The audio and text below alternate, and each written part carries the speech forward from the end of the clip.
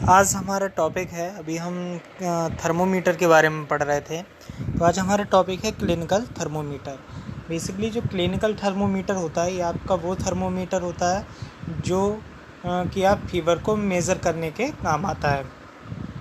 ठीक है, तो एक clinical thermometer is use to take the body temperature of a human being.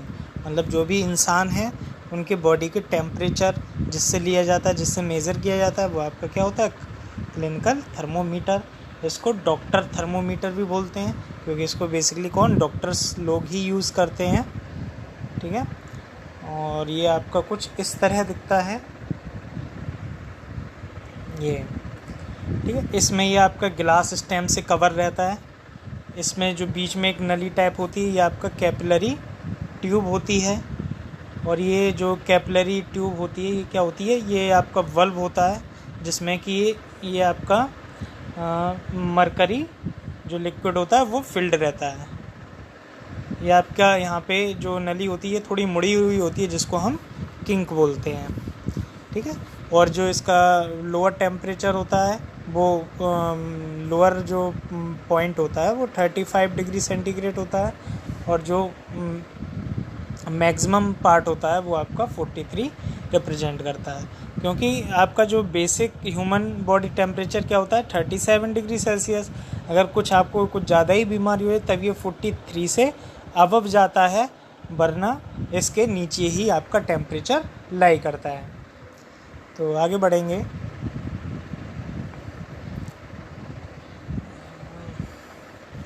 ठीक है, find a scale it's stems और टेम्परेचर फ्रॉम, जैसा कि अभी बता चुके हैं, जो टेम्परेचर इसका वेरी करता है 35 डिग्री से 43 डिग्री सेंटीग्रेड तक वेरी करता है। The normal temperature of healthy human body is 37 degree centigrade. इसके बारे में भी हम काफ़ी बार बात कर चुके हैं कि जो ह्यूमन की नॉर्मल बॉडी का टेम्परेचर होता है वो कितना होता है 37 डिग्री सेल्सियस। और ये कभी भी 35 डिग्री सेल्सियस से नीचे नहीं आता और कभी भी 40 डिग्री सेल्सियस से ऊपर नहीं जाता। ठीक है, जब तक कि कोई इसमें आपकी कंडीशन कुछ ज़्यादा ही ख़राब ना हो जाए। ठीक है, एक clinical thermometer is almost the same as laboratory thermometer. जो क्लिनिकल थर्मोमीटर होता है ऑलमोस्ट जो लाइब्रेरी में आपके लेबोरेटरी में थर्मोमीटर यूज़ किए जाते हैं रिसर्च के लिए, सेम वैसा ही होता है, but has also slight went kink in the capillary tube. जैसा कि आपने पीछे देखा था कि जो कैपिलरी ट्यूब होती है उसमें ये जो आपका कैपिलरी ट्यूब होती है क्या होती है, थोड़ा सा बेंट होती है। इस वाले पार्ट पर ये बेंट है। ठीक है, जिसको हम क्या बोलते हैं, किंक बोलते हैं। To check the body temperature the thermometer is normally placed in the mouth. ठीक है, जैसा कि हमें पता है जब भी हमें फीवर आता है तो हम बॉडी का टेम्परेचर कैसे नापते हैं, उसको 1 मिनट के लिए कम से कम अपने माउथ में रखते हैं। ठीक है, और जो मरकरी होता है, जो कि आपका जो वल्व वाला पार्ट था उसमें जो मरकरी होता है वो एक्सपेंड करता है according to the temperature in the mouth. मतलब आपके माउथ में जो टेम्परेचर होगा उसके अकॉर्डिंग जो मरकरी होगा वो क्लिनिकल ट्यूब में आगे की तरफ मूव करता रहेगा। ठीक है, जैसे ये आपका यहाँ पर मरकरी है, और जैसे ही आपके माउथ वाले पार्ट में जाएगा तो ये मरकरी क्या होगा, इस तरह एक्सपेंड करता रहेगा, और जितना आपका टेम्परेचर होगा उसको रिप्रेजेंट कर देगा कैपिलरी ट्यूब में, या उस स्केल तक वो स्टॉप हो जाएगा।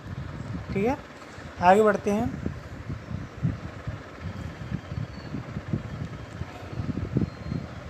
We take out the thermometer from mouth. जब 1 मिनट के बाद हम क्या कर लेते हैं कि थर्मामीटर को अपने माउथ से बाहर निकाल लेते हैं और इसके मार्किंग करते हैं स्केल को बॉडी टेम्परेचर मेज़र करने के लिए। ठीक है, जैसा कि अभी बताया, यहाँ पर जहाँ पर भी जो बॉडी का टेम्परेचर मार्क होगा, मरकरी जहाँ तक एक्सपेंड कर जाएगा इस स्केल पर, तो वही आपका मेज़र करेगा बॉडी के टेम्परेचर को। अब क्वेश्चन अराइज होता है, why does the temperature in clinical thermometer not drop when it is taken out of the mouth. मतलब कि जो क्लिनिकल थर्मोमीटर होता है अगर आप उसको अपने माउथ से बाहर निकाल के लाते हैं तो उसका टेम्परेचर डाउन क्यों नहीं होता।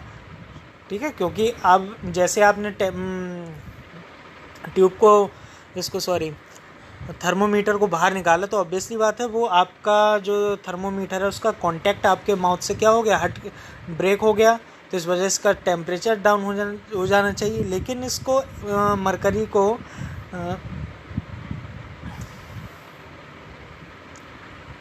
ठीक है, एक्चुअली जो क्या कहते हैं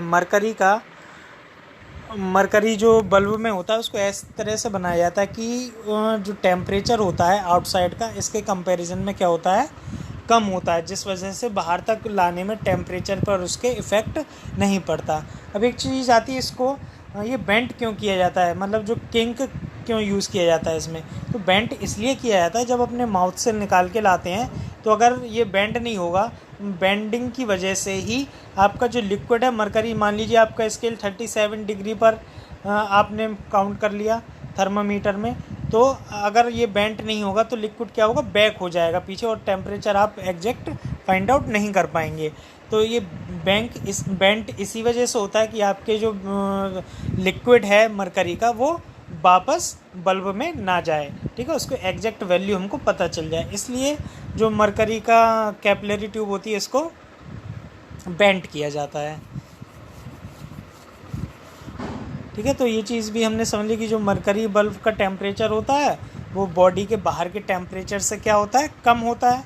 ठीक है, इसलिए जब तक वो बॉडी के टेम्परेचर को ऑब्टेन करेगा तब तक हम उसकी रीडिंग ले लेते हैं।